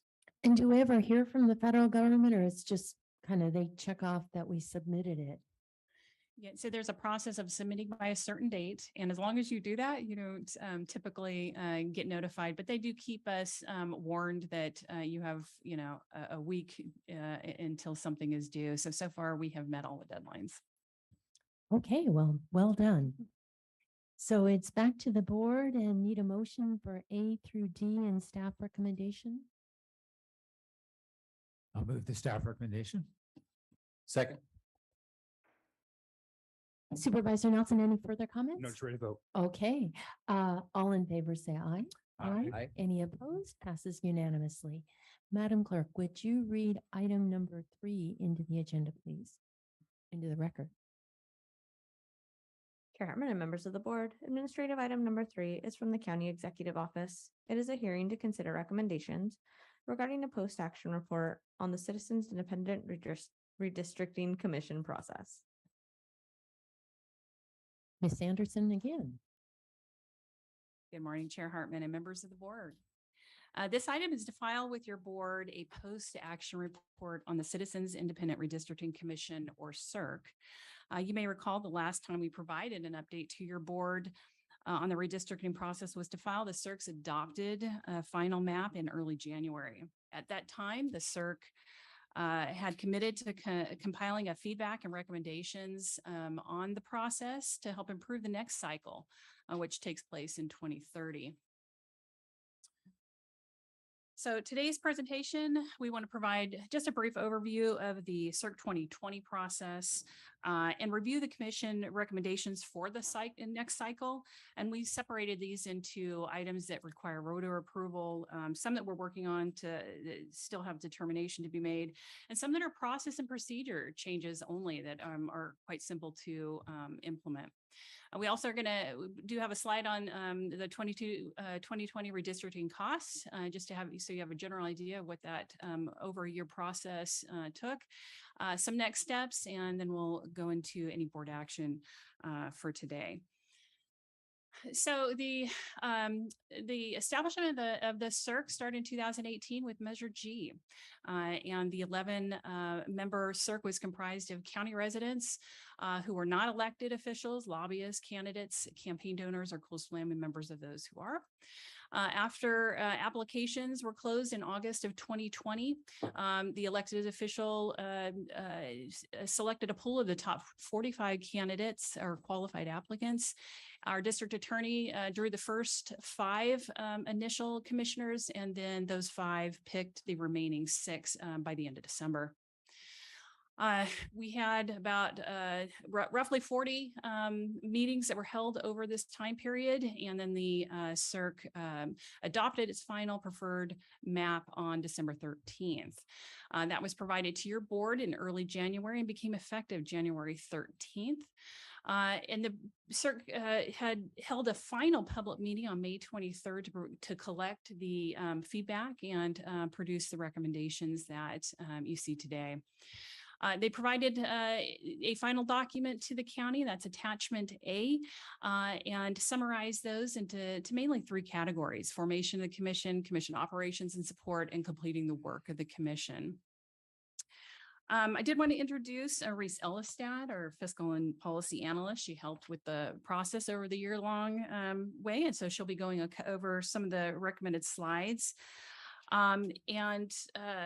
We'll go ahead and get started and go through that, and then we'll talk about some of the next steps for the process. Thank you, Nancy. So as mentioned, I will begin with the commission's findings that would require voter approval. Finding 1.2 found the pool of most qualified applicants should be increased from 45 individuals. As mentioned, this could be done with amendments to the ordinance. For example, in their redistricting efforts, San Diego County, who had a similar process to ours and scoring criteria to ours, used a pool of the 60 most qualified applicants chosen by their clerk of the board. In finding 1.3, the Circ requested that the score sheet used to create the pool of most qualified applicants be narrowed to guide the work of the elections official. Currently, the ordinance does set guidelines for the election official on how to select the pool of most qualified applicants, but an ordinance change could define these guidelines further. The following 4 findings from the commission did not have staff comments other than that an ordinance change would be required to enact them, so I'll review them briefly.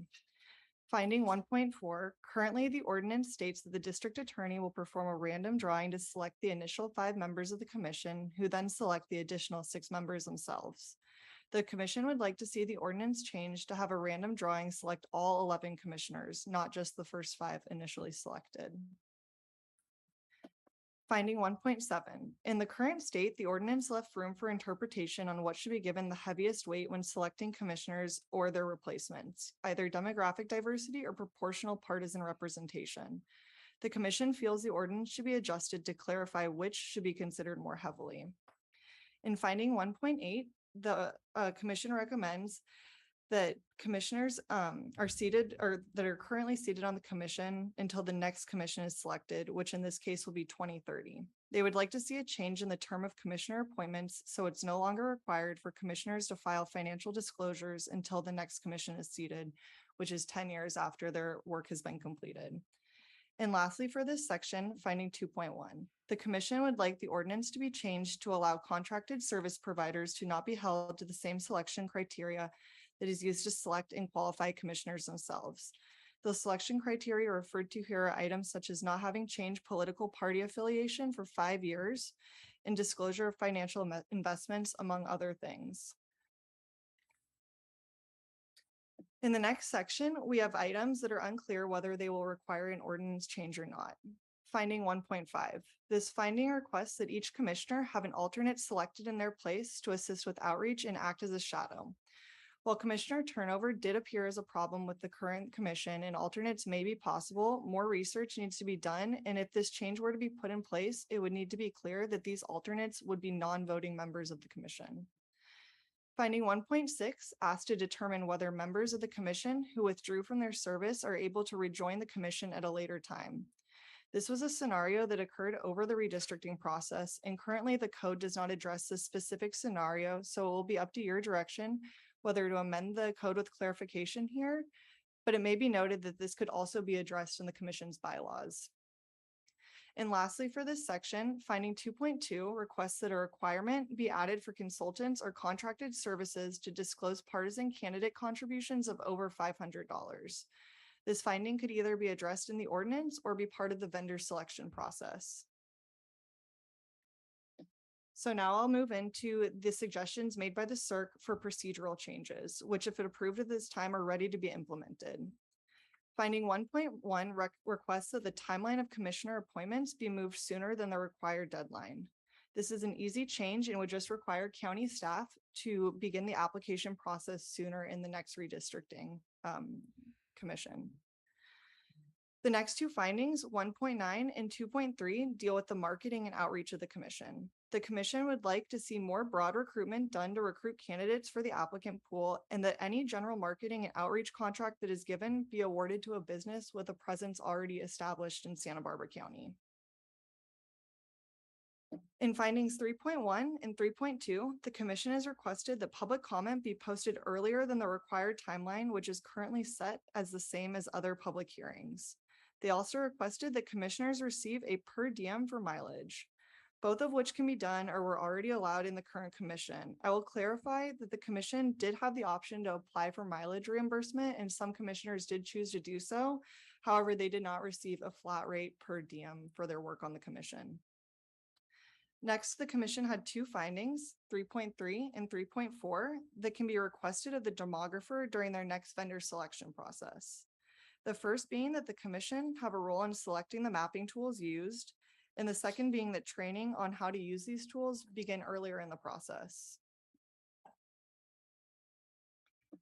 The last two procedural findings of the commission, 3.5 and 3.6, are that the commission website to be expanded to include Voting Rights Act requirements and other redistricting rules in more accessible language than what was currently available, which is the ordinance and codes written in their as they're legally written.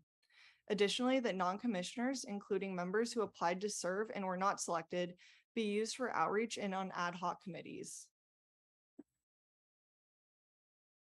As Nancy mentioned, I'll go over a brief overview of the 2020 redistricting costs.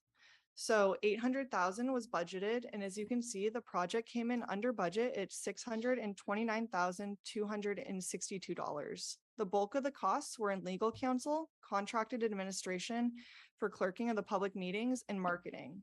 We would like to note that the CEO's office had 1,100 hours of staff time dedicated to this project that is not included in the costs above, but this was existing staff time.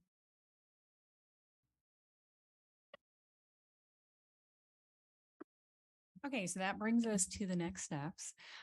We do have some time, obviously, but we do want to give your board the opportunity to direct us on how our time should be spent on this. County Council and the CEO's office has already identified some ordinance changes that do not require voter approval that relate to the 2010 redistricting process that are obsolete. So we are going to be working on those and bringing them back to your board. And if your board is interested, we can research and provide further analysis or options for potential changes to the ordinance that would require voter approval as the board directs. Here's the board recommendations. So we're happy to answer any questions that you may have. and take direction. Supervisor Williams. So are you asking us for our opinion on these recommendations?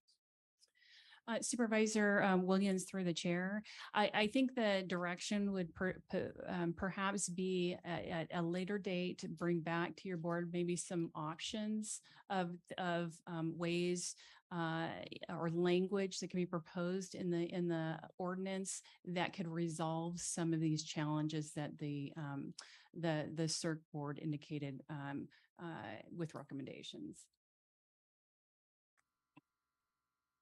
And just to follow on, that would be better to do now rather than waiting until closer to 2030.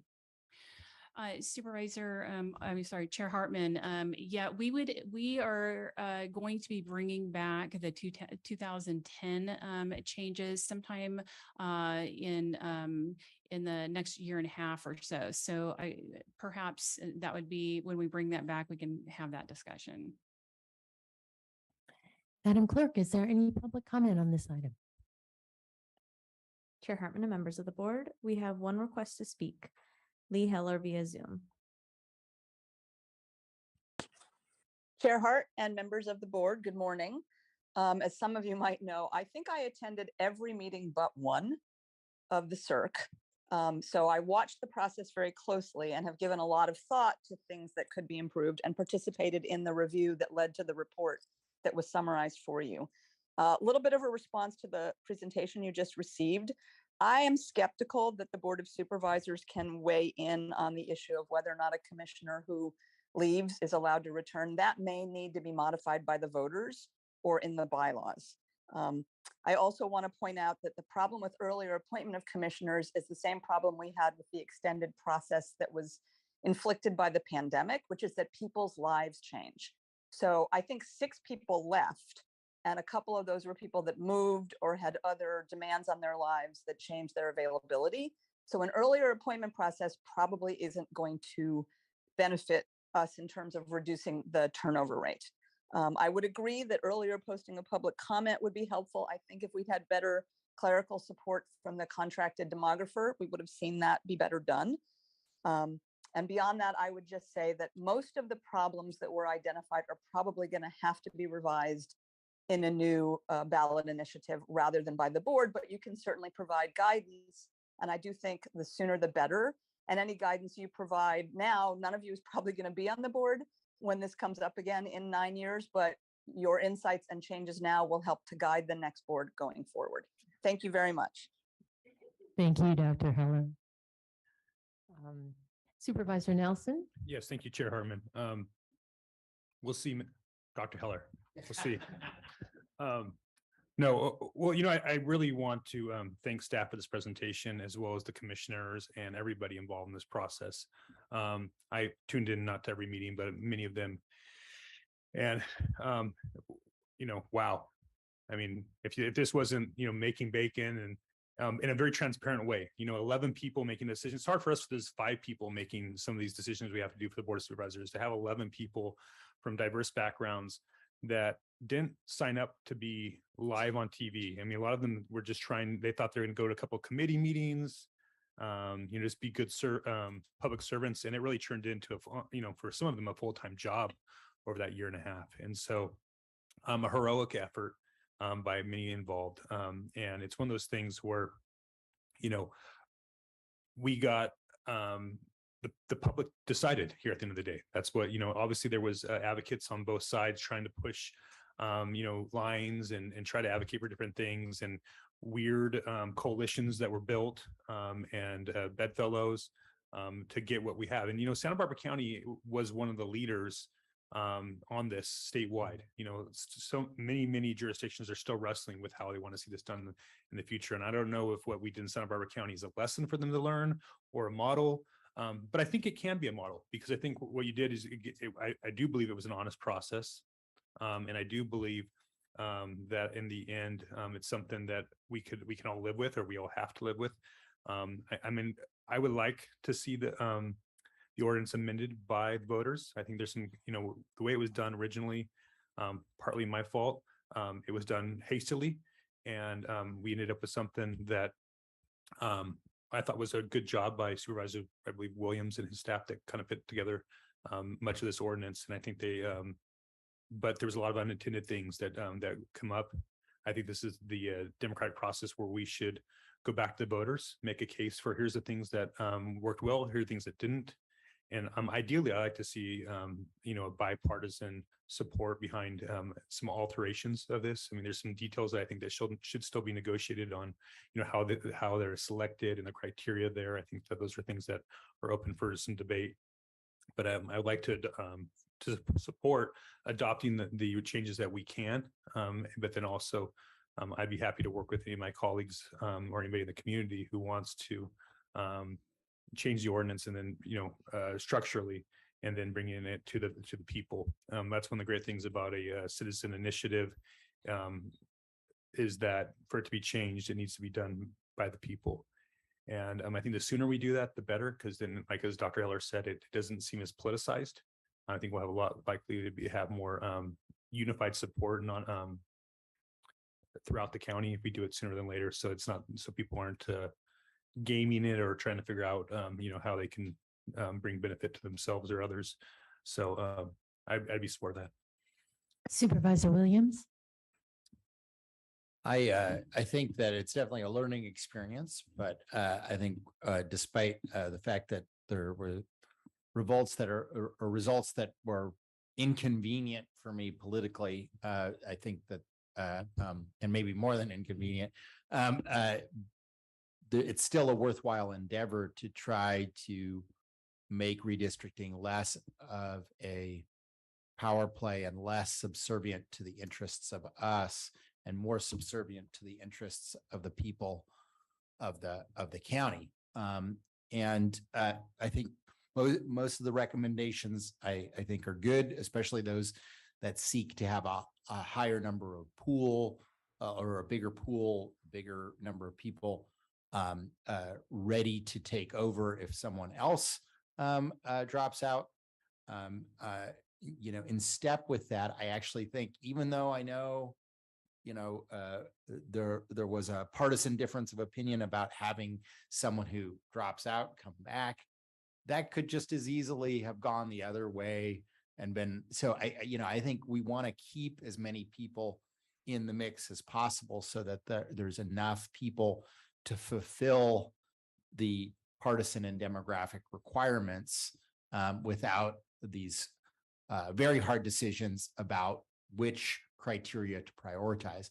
Ideally, your pool should be high enough that you don't have to prioritize partisanship over demographic. I think ultimately that's what you have to do, is to prioritize region and partisanship over demographic, largely because it's, you know, it would be difficult, for instance, for, you know, a South County Republican Latino to represent the interests of North County Democratic Latinos, right? You know, that's to me, communities of interest arguments are the legal underpinning of redistricting, and that needs to kind of still be strong as we go forward. I agree with my colleague that we would have to, I think, go back to the ballot. We can make some of the changes that we can make, but ultimately the changes that would make this a better process will probably result in going back to the ballot. Supervisor Lavanino. Thank you, Madam Chair. And big shout out to Dr. Heller. I mean, I didn't even watch that many. I waited till the end to start watching, and then it became very painful in my house. But I wanted to thank the commissioners, because as you said, this is not what they thought they were signing up for. And but for those that made it through, and quite frankly, I've never reached out and thanked them personally out of an abundance of caution. I just tried to stay out and never contacted anybody. It was so difficult because our jobs are always trying to get involved in things. And that was the one thing where I had always said that I don't care what map these 11 people come up with, it's going to be better than if we did it ourselves. And while there were times where I was thinking that I was wrong, ended up to be correct. They at the end of the day, through some very strange bedfellows that politics and sometime getting 11 people to agree on something, came up with a really workable plan. I think the idea of partisanship too is interesting because while, like I said, I didn't watch many of them, I got down to the end and I was seeing people that maybe had a partisan registration a certain way, making arguments. You'd say, oh, that's a South County Dem, but they're helping out this, or this person's supposed to be a Republican, but this person's doing this. It seemed like they put all of that to the side and did the people's business. And so I won't be around in 2030. Well, hopefully I'll be around, but not up here. But I think there's some tweaks, and I think that, there were a lot of these that were handed out. I'm also under the impression that there quite possibly could be state law that comes in. I noticed the governor today was demanding a couple of different counties take it away from the Board of Supervisors in the future. So we shall see. But again, just huge thank you to all the commissioners that participated. That was something, I'm not sure we'll ever get those people to ever do it again, but maybe we'll get the next person. Yes, well, Supervisor Hart. Yeah, the only thing I'd just add to the conversation is that I think a lot of the challenges that happened early on were directly related to the very small pool that was created in the first place. Had that been larger and had more diversity, I think that the replacements of the folks that left would have been easier for everybody. And that's probably the place we should focus to make sure we have a big enough pool in the future to maintain the demographic and partisan registration numbers in the way that it was envisioned to work in the original ordinance. And a diverse enough pool. Supervisor Lavanino put his finger on something that concerns me about starting right now is if we do get state law or we do get other models out there, if we invest now, we won't have the whole panoply of options and things to consider. So it's kind of a question of when should this be done? And so does anybody else have any feelings about that? I mean, should we direct staff to go do what they can? They're already doing the 2010, so they can incorporate some of this into it. And I guess that wouldn't hurt. Supervisor Nelson? Yeah, thank you, Chairman. That's a good point. If state law comes in and makes it all moot, or if there's some things that we want, it'd be really hard to take to electorate twice, alternate measures. I think even once draws the eye of people going, what are they doing here? Why are they trying to fix it? So again, I think that you're right. There's a sweet spot there. Maybe it's 2024, maybe it's 2026. Give some more time. Although I suspect the further we get from this redistricting process, that other crises will come up and people will forget about this up until about a year or two before the new one. And then you got that problem of people politically jockeying to try to change it to benefit themselves. So, I'm interested in starting to put something together and try to build a coalition countywide of what makes sense moving forward. Bigger pool, totally there. I still think that maybe not having an elected official, I don't know, elected official be the selector of the 60. Maybe there's a panel of, judges. I think that's been done in other areas. And how do you determine the panel? Right. Well, so, I mean, yeah, we those are all things I think that smart people should talk about and debate among themselves, and potentially be changes.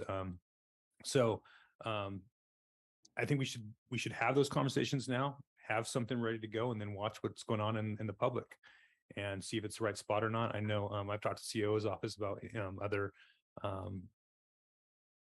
items that we might as a board want to bring to the public in 2024. It might be good to have a suite of things that the county wants to propose to change, or we keep in our pocket and wait. If the environment around us is continuing to change and it's not a stable one to move forward with, I think we can pull back. I think we got a lot of time, and that's a great asset to have.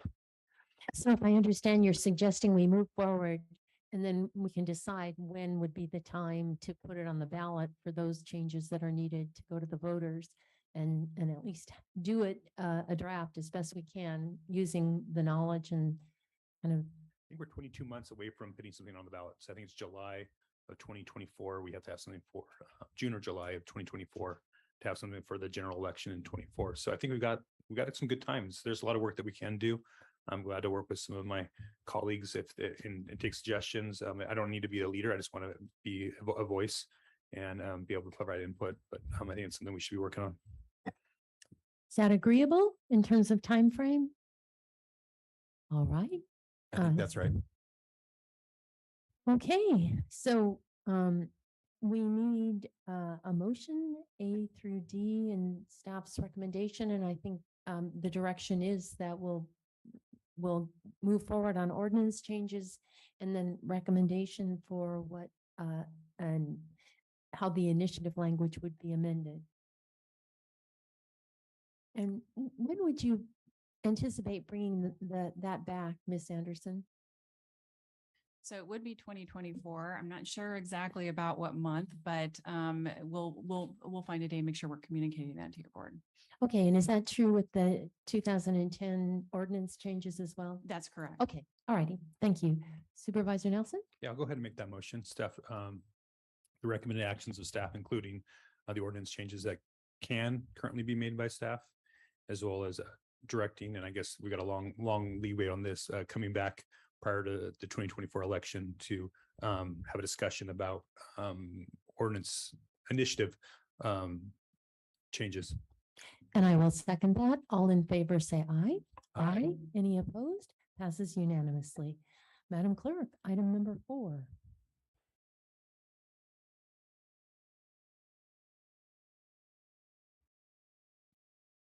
Chair Hartman and members of the board, departmental item number 4 is from the General Services Department.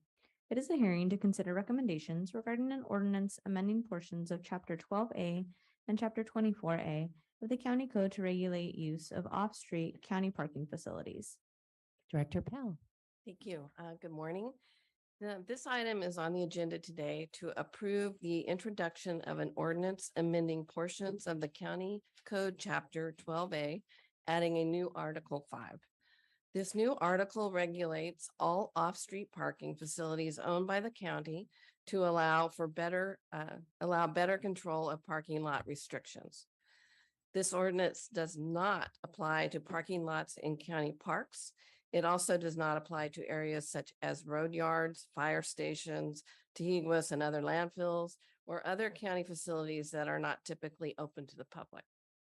It also adds regulations around the use of electric vehicles and associated charging infrastructure by prohibiting extended parking in an EV spot if the vehicle is not plugged in and charging. And finally, it amends Chapter 24A of the County Code to allow for administrative fines or penalties for violations of Chapter 12A, Article 5. And with that, the recommendation is to approve the introduction, the first reading of this ordinance, read the title of the above ordinance into the record and waive full reading of the ordinance, and then continue the item to the administrative agenda on October 4th, 2022 to consider adoption. This would be the second reading of the ordinance. Any questions for Ms. Bell? Supervisor Nelson. Yes. Was there a restriction on the amount of time that a car could be parked in EV without being charging in the ordinance, or was it just giving discretion to you as or your or my designee. Or designee Correct. to do that? Okay, so that's something that staff will determine whether, is that 15 minutes, is that an hour? So, what that looks like. so right now we have it at, I believe 4 hours, or it's 4 hours. Right, thank you. Supervisor Williams. Yeah, just a question about the overnight parking prohibited. Does this mean that, does passing this ordinance mean that anyone who is representing the county at a conference and leaves their vehicle in a lot because they're carpooling with a colleague or taking a pool car, would have to get your permission to do so each time? No, Okay. what this is attempting to do is allow us the opportunity, should we need to be doing maintenance, such as resurfacing, just various things that we need to do. It gives us some way to manage the parking, but we don't anticipate managing it to that level. It's really if we're being prohibited from doing some of our deferred maintenance. Yeah, I'm asking partially for our employees and partially just for myself, because I tend to be a kind of multimodal guy. Sometimes I'll take the bus home and leave my car in the lot. And I definitely believe that for long trips, it's great for folks to be checking out your great fleet of bolts. And so I do that. So I want to make sure that that's still possible to do. And the error level is just going to be set by you all, and it doesn't have to be uniform, right? Mr. Gray and I have talked about it, places where there's lower utilization to have a higher amount of time so that we incentivize more people to use them and incentivize more employees to purchase them, right? Correct. So, I mean, the whole purpose of the ordinance is not to, we're going to warn people, we're not going to be heavy handed. We don't have any mechanism to manage our parking lots. So this is so Parks does, Public Works does, and now with the modification to ordinance 12A, General Services will be able to manage county parking lots. Right. Supervisor Hart. I think that was just a perfect explanation of what we're trying to do here, Ms. Bell. It's that simple. Okay, Madam Clerk, there's no public comment. Chair Hartman, members of the board, that is correct. There is no public comment. All right, bringing it back to the board for a motion A through C of staff recommendation. Move the staff recommendation. I'll second. All in favor, say aye. Aye. Any opposed? Passes unanimously. Ms. Van Mullum, what's in store for us at closed session today? Madam Chair, members of the board, in closed session today, we have one case of anticipated litigation, significant exposure to civil litigation. And the details are in the agenda. We have existing litigation, the United States, Judith Zissa versus County of Santa Barbara, and that's a federal case in the Central District. And then we also have anticipated litigation deciding whether to initiate litigation, one case. And the time estimate is an hour to an hour and 15 minutes. Okay, so that takes us to 12 or 12:15, but we've completed our business agenda, so it's not quite as important to have the exact time, but in about an hour from now.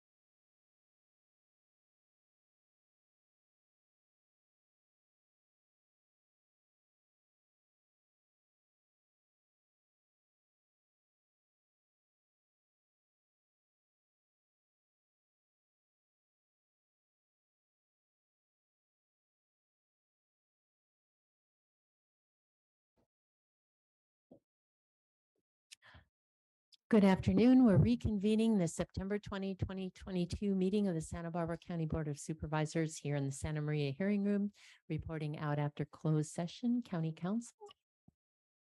Thank you, Madam Chair, members of the board. The board met in closed session on 3 items.